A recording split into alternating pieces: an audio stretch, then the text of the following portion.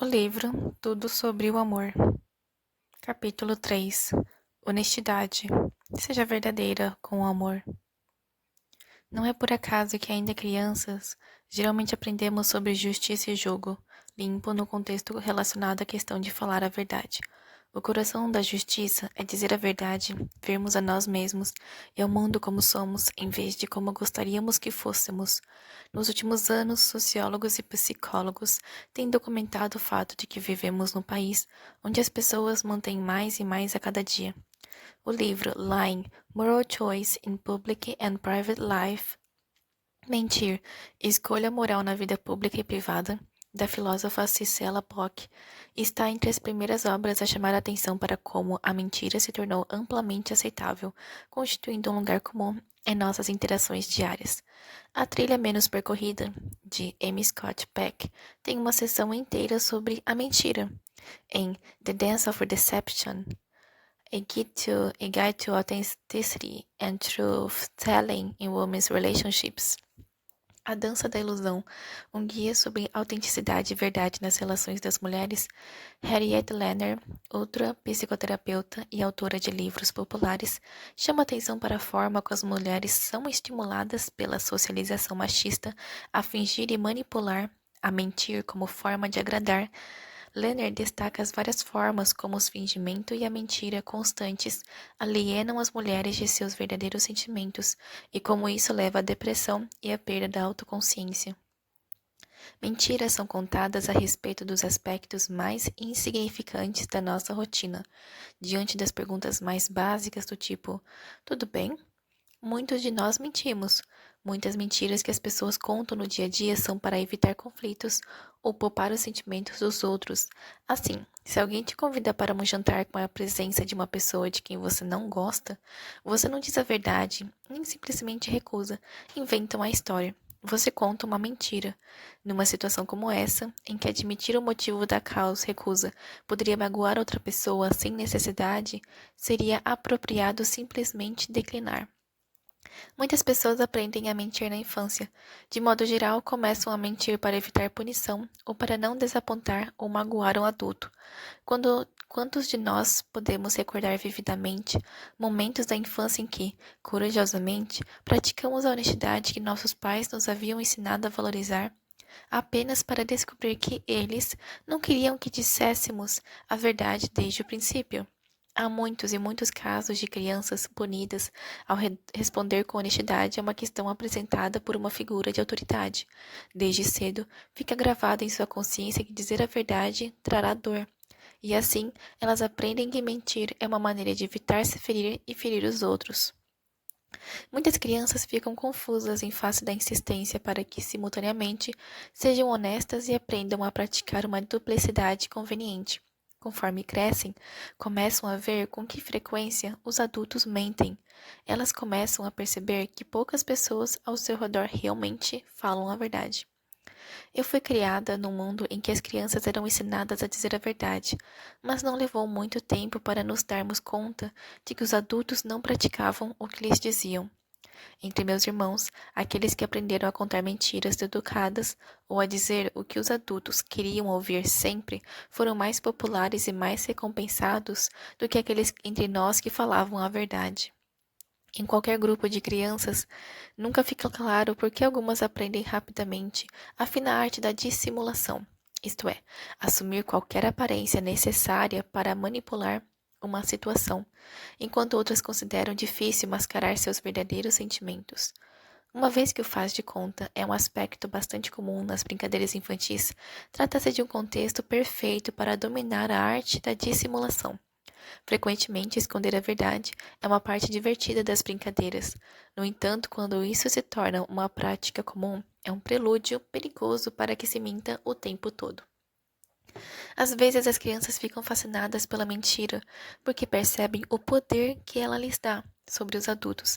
Imagine, uma menina pequena vai à escola e diz para sua professora que é adotada, sabendo muito bem o que isso não é verdade. Ela se regozija com a atenção recebida, com a simpatia e a compreensão oferecidas, e também com a raiva e a frustração dos pais quando a professora lhes telefona para falar sobre essa informação recém-descoberta. Uma amiga minha que mente muito me diz que adora enganar as pessoas, fazendo-as agir de acordo com informações que apenas ela sabe que são falsas. Ela tem apenas 10 anos. Quando eu tinha uma sua idade, tinha medo de mentiras. Elas me confundiam e criavam confusão. Outras crianças implicavam comigo porque eu não era uma boa mentirosa. No que foi o episódio verdadeiramente violento entre minha mãe e meu pai, ele a acusou de mentir para ele. Então, houve a noite em que uma irmã mais velha mentiu dizendo que estava trabalhando como babá, quando, na verdade, tinha ido ao encontro. Enquanto batia nela, nosso pai gritava repetidamente: "Você não minta para mim." Ao passo que a violência de suas reações instilou em nós pavor das consequências de mentir. Isso não alterou o fato de que sabíamos que ele nem sempre dizia a verdade. Sua forma de preferida de mentir era omitir.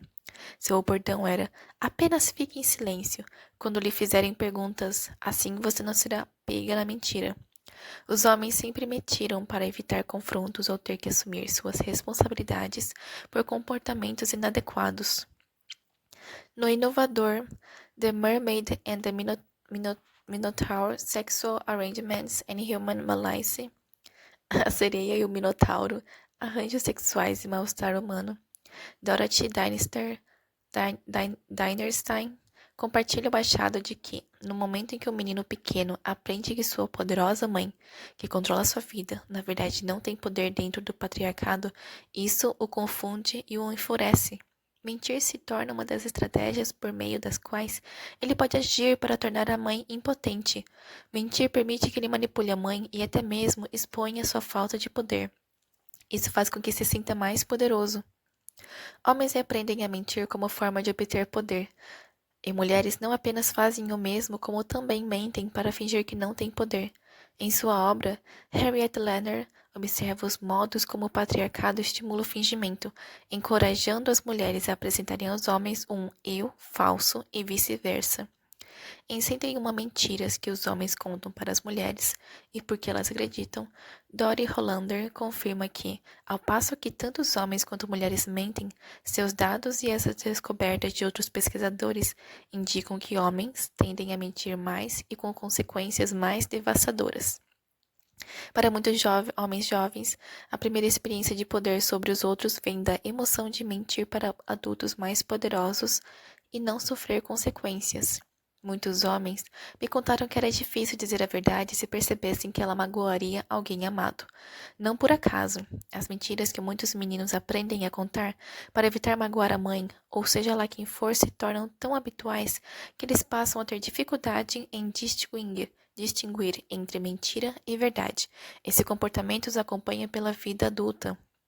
Com frequência, homens que nunca pensariam em mentir no ambiente de trabalho mentem constantemente em relacionamentos íntimos. Esse parece ser o caso, em particular, de homens heterossexuais que consideram as mulheres ingênuas. Muitos homens confessam que mentem porque conseguem se safar, suas mentiras são perdoadas. Para compreender por que as mentiras masculinas são mais aceitas em nossa vida, precisamos compreender a forma como o poder e o privilégio são concedidos aos homens simplesmente por serem homens, dentro de uma cultura patriarcal. O próprio conceito de ser homem de verdade, deixa sempre subentendido que, quando necessário, homens podem cometer ações que quebrem as regras, que estejam acima da lei. O patriarcado nos diz diariamente, nos filmes, na televisão e nas revistas, que homens poderosos podem fazer o que bem entendem, que é essa liberdade que os torna homens. A mensagem dirigida aos homens é de que ser honesto é ser mole. A habilidade de ser desonesto e indiferente às consequências da desonestidade torna um homem durão, separa os homens dos meninos. No livro The End of Manhood, A Book for Men of Conscience, O Fim da Masculinidade, um livro para os homens com consciência, John Stoltenberg analisa em que medida a identidade masculina oferecida aos homens como ideal na cultura patriarcal demanda que todos os homens inventem e mantenham um eu falso.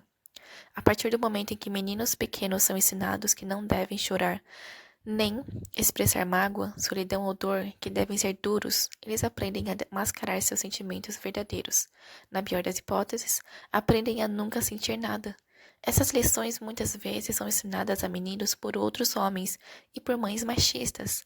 Mesmo a meninos criados nos lares mais progressistas e amorosos, cujos pais os encorajam a expressar emoções, aprendem uma concepção diferente de masculinidade e de sentimentos no parquinho, na sala de aula, praticando esportes ou assistindo à televisão. Eles podem acabar escolhendo a masculinidade patriarcal para serem aceitos por outros meninos e ratificados por figuras de autoridade masculinas.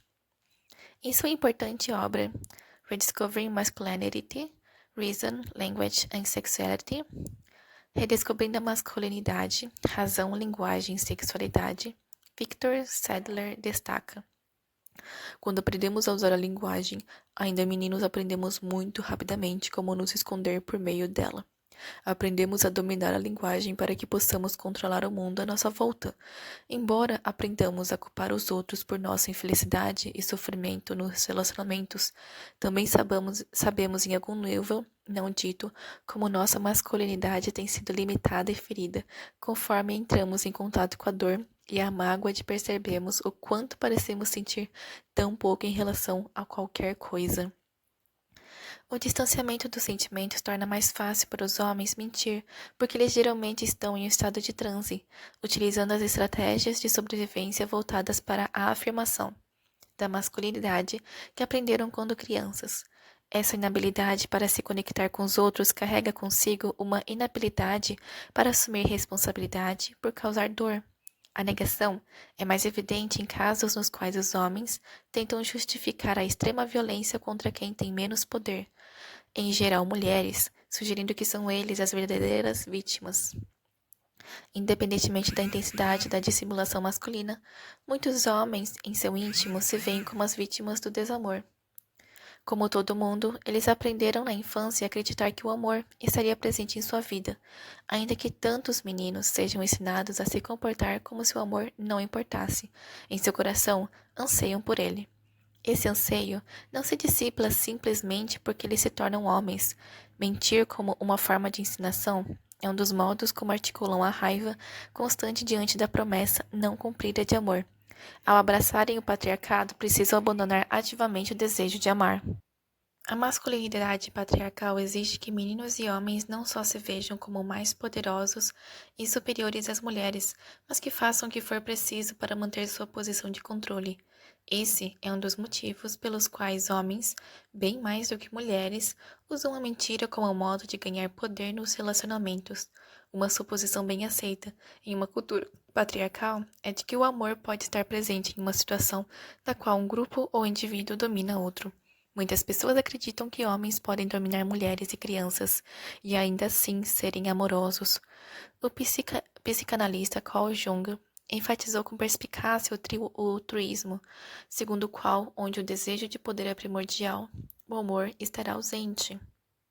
Fale com qualquer grupo de mulheres a respeito de seus relacionamentos com homens, independentemente de raça ou classe, e você ouvirá histórias sobre desejo de poder, sobre o modo como homens se valem da mentira, o que inclui omitir informações, como forma de controlar e subordinar.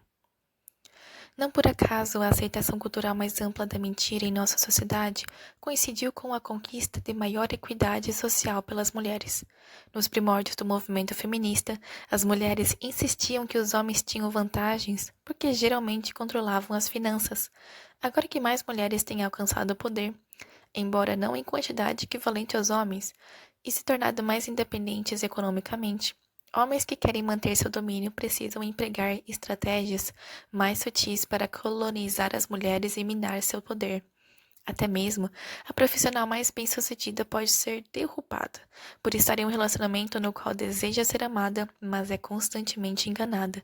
Na medida em que ela confia em seu companheiro, a mentira e outras formas de traição provavelmente despedaçarão sua autoconfiança e sua autoestima. A obediência à dominação masculina exige que os homens que adotam esse pensamento, e muitos, se não a maioria, fazem isso, mantenham o domínio sobre as mulheres, a qualquer preço. Embora se dê muita atenção à violência doméstica e praticamente todo mundo concorde que é errado que os homens agridam as mulheres como forma de nos subordinar, A maioria dos homens usa terrorismo psicológico para subjugar mulheres. Trata-se de uma forma de coerção socialmente aceita. E mentir é uma das armas mais poderosas nesse arsenal. Quando os homens mentem para as mulheres, apresentando um eu falso, o terrível preço que pagam para manter o poder sobre nós é a perda de sua capacidade de dar e receber amor. A confiança é o fundamento da intimidade. Quando as mentiras erodem a confiança, conexões verdadeiras não podem se estabelecer. Ao passo que homens que dominam os outros podem experimentar e experimentam carinho. Eles colocam uma barreira entre si e a experiência do amor. Todos os pensadores visionários que questionam a dominação masculina insistem que os homens só podem voltar ao amor, repudiando o desejo de dominar. Em The End of Manhood, Stoltenberg enfatiza continuamente que os homens só podem honrar sua identidade por meio de uma justiça amorosa. Ele afirma: a justiça entre as pessoas talvez seja a conexão humana mais importante que se possa ter. Justiça amorosa para si e para os demais permite que os homens escapem do estrangulamento da masculinidade patriarcal. No capítulo How We Can Have Better Relationships with the Women in Our Lives, como podemos ter relacionamentos melhores com as mulheres de nossa vida, Stoltenberg observa: a justiça amorosa entre um homem e uma mulher não tem qualquer chance quando a masculinidade é mais importante. Quando o homem decide amar mais a masculinidade que a justiça, há consequências previsíveis em todos os seus relacionamentos com mulheres. Aprender a viver como um homem consciente significa decidir que sua lealdade às pessoas que você ama é sempre mais importante que qualquer inclinação de lealdade que você possa eventualmente sentir em relação ao julgamento de outros homens quanto à sua masculinidade. Quando homens e mulheres são leais consigo mesmos e uns com os outros, quando amamos a justiça, compreendemos totalmente a miríade de formas pelas quais mentir reduz e desgasta a possibilidade de conexões significativas e carinhosas, o que levanta uma barreira ao amor. Uma vez que nossa cultura, os valores e os comportamentos dos homens geralmente são padrões pelos quais todos determinam o que é aceitável, é importante compreender que tolerar a mentira é um componente essencial do pensamento patriarcal para todo mundo. De forma alguma, os homens são o único grupo que usa mentiras como forma de ganhar poder sobre os outros. Na verdade, se a masculinidade patriarcal distancia os homens de sua identidade, é igualmente verdadeiro que as mulheres que aderem à feminilidade patriarcal, que insiste que as mulheres deveriam agir como se fossem fracas, incapazes de pensamento racional, burras, tolas, também são socializadas para usar uma máscara, para mentir. Esse é um dos temas principais de Lenner em The Dance of Deception. Com formulações astutas, ela convida as mulheres a prestarem conta de nossa participação em estruturas de fingimento e mentira, especialmente na vida familiar. As mulheres geralmente se sentem confortáveis mentindo para os homens, com o intuito de manipulá-los, de modo que nos deem coisas que sentimos que queremos ou merecemos. Podemos mentir para reforçar a autoestima masculina. Essas mentiras podem se expressar como o ato de fingir sentir emoções que não sentimos ou de simular níveis de vulnerabilidade e necessidade emocional que são falsos. Mulheres heterossexuais geralmente recebem lições de outras mulheres sobre a arte de mentir para os homens como uma forma de manipular. Muitos exemplos do apoio que as mulheres recebem para mentir se relacionam ao desejo de estabelecer um parceiro e de ter filhos. Quando eu desejava ter um bebê e meu companheiro na época não estava pronto, fiquei chocada com o número de mulheres que me encorajavam a desconsiderar os sentimentos dele e ir adiante sem lhe dizer. Elas achavam que não havia problema em negar a uma criança o direito de ser desejada tanto pela mãe quanto pelo pai biológicos. Não há enganação envolvida quando uma mulher tem um filho com um doador de esperma, pois nesse caso não há um pai visível para rejeitar ou punir uma criança indesejada.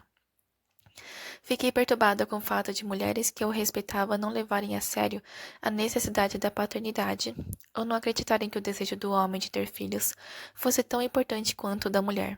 Queiramos ou não, ainda vivemos num mundo onde as crianças querem saber quem são seus pais, e quando podem, vão em busca desses pais ausentes. Eu não poderia imaginar trazer uma criança a este mundo com um pai que pudesse rejeitá-lo porque, para começo de conversa, não queria ser pai. Mulheres criadas nos anos 1950, antes que houvesse métodos anticoncepcionais adequados, eram extremamente conscientes da maneira como a gravidez indesejada poderia alterar o rumo da vida de uma jovem. No entanto, era claro que havia garotas que torciam por uma gravidez para se ligarem emocionalmente para sempre a um homem em particular. Eu pensava que esses tempos já tinham acabado havia muito. Contudo, mesmo em uma era de equidade entre os sexos, ouço histórias de mulheres que decidem engravidar quando um relacionamento está ruim, como forma de forçar o homem a permanecer em sua vida, ou na esperança de pressionar por casamento. Mais do que possamos imaginar, muitos homens se sentem extremamente ligados a uma mulher quando ela dá à luz um seu filho seu.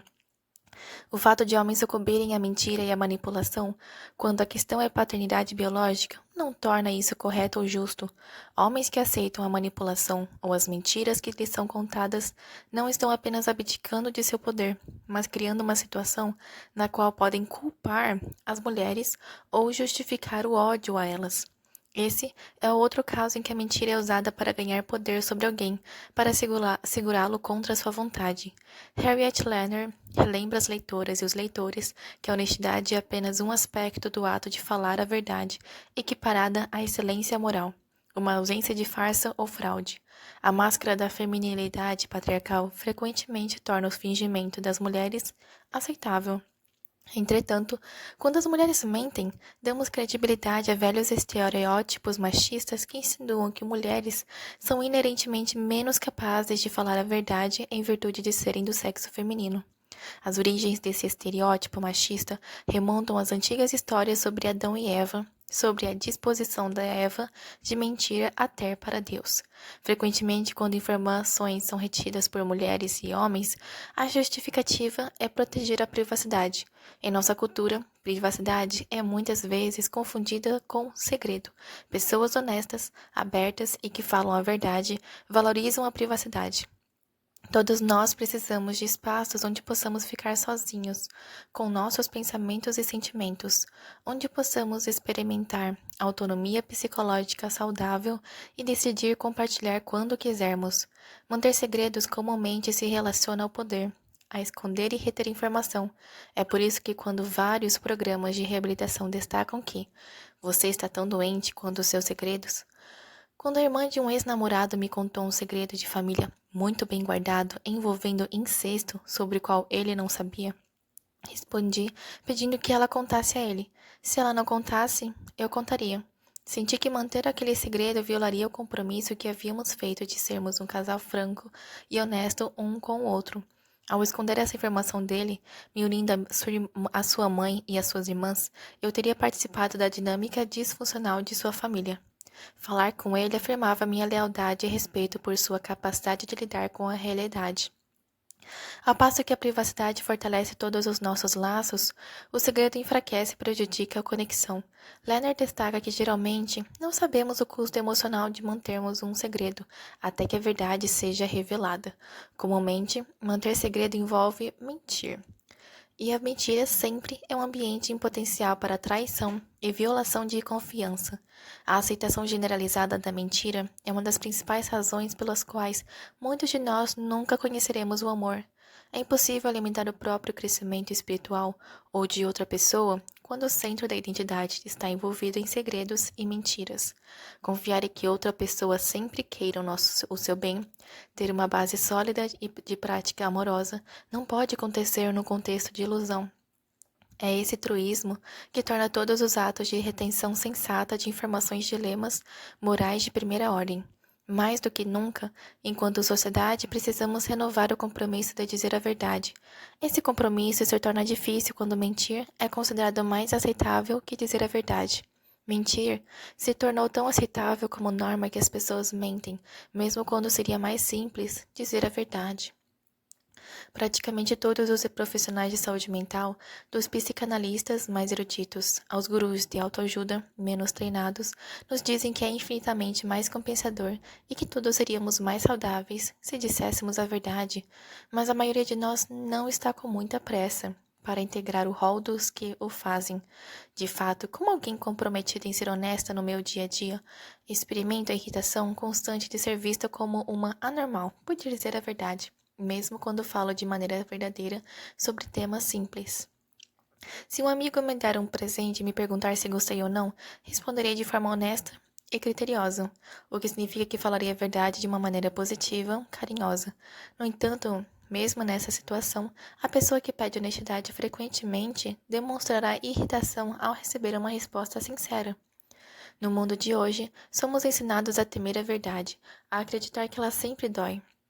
Somos encorajados a ver pessoas honestas como ingênuas, como perdedoras em potencial, bombardeados por propaganda cultural pronta para nos instilar a ideia de que mentiras são mais importantes, de que a verdade não conta. Todos nós somos vítimas em potencial. A cultura do consumo, em particular, encoraja a mentira. A publicidade é um dos meios culturais que mais a sanciona. Manter as pessoas num estado constante de falta, em desejo perpétuo, fortalece a economia de mercado. O desamor é uma bênção para o consumismo, e as mentiras fortalecem o mundo da publicidade predatória.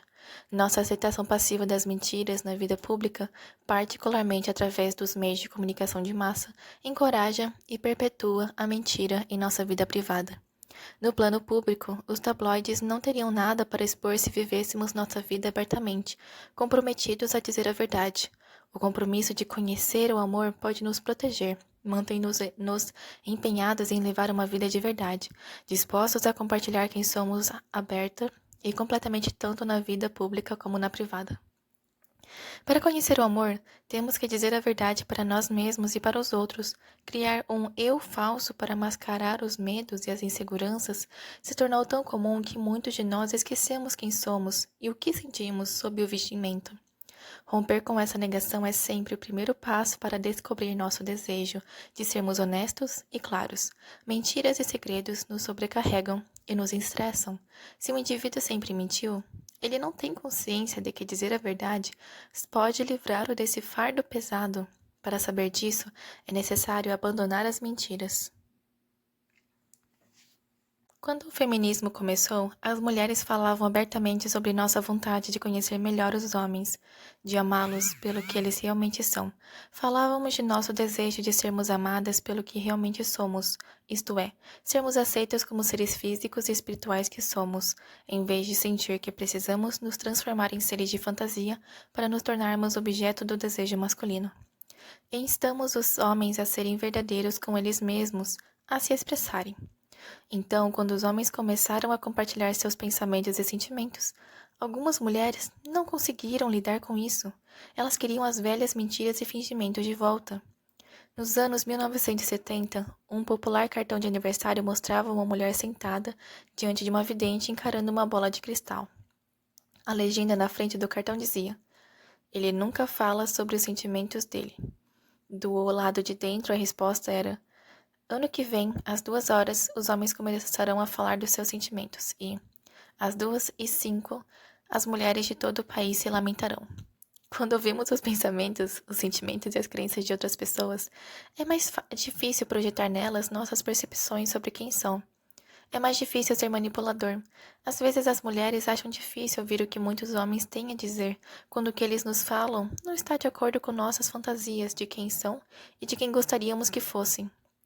A criança ferida, dentro de muitos homens, é um menino que, da primeira vez que falou suas verdades, foi silenciado pelo sadismo paterno, por um mundo patriarcal que não queria que ele reivindicasse seus reais sentimentos.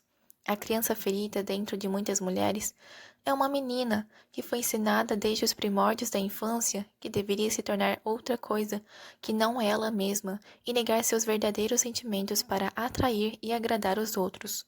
Quando homens e mulheres punem uns aos outros por dizer a verdade, reforçamos a ideia de que o melhor é mentir. Para sermos amorosos, precisamos estar dispostos a ouvir as verdades um dos outros. E o mais importante, reafirmar o valor de dizer a verdade. As mentiras podem fazer as pessoas se sentirem melhor, mas não nos ajudam a conhecer o amor.